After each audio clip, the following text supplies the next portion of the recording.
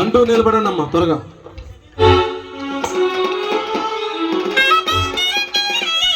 జై కిసాన్ అందరూ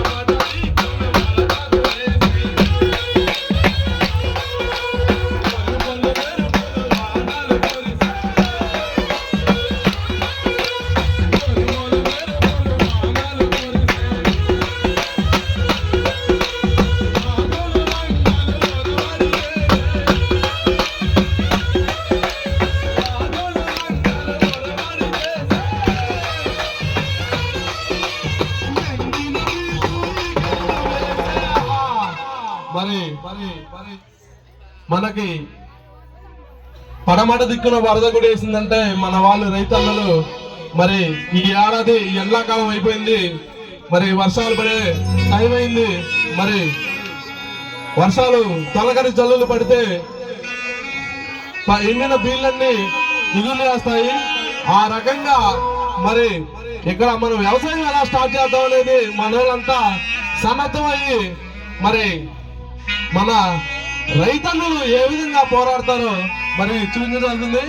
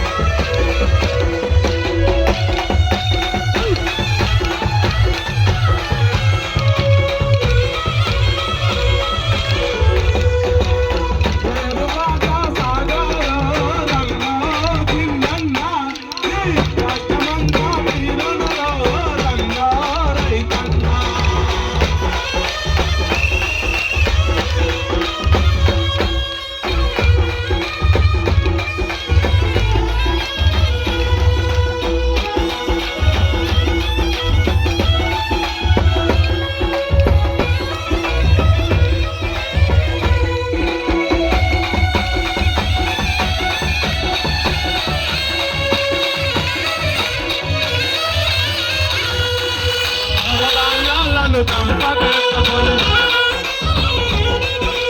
నవధాన్యాలను కంపకెత్తుకొని నవధాన్యాలను కంపకెత్తుకొని సద్ది అన్నమును మూట కట్టుకొని నవధాన్యాలను కంపకెత్తుకొని సద్ది అన్నమును మూట కట్టుకొని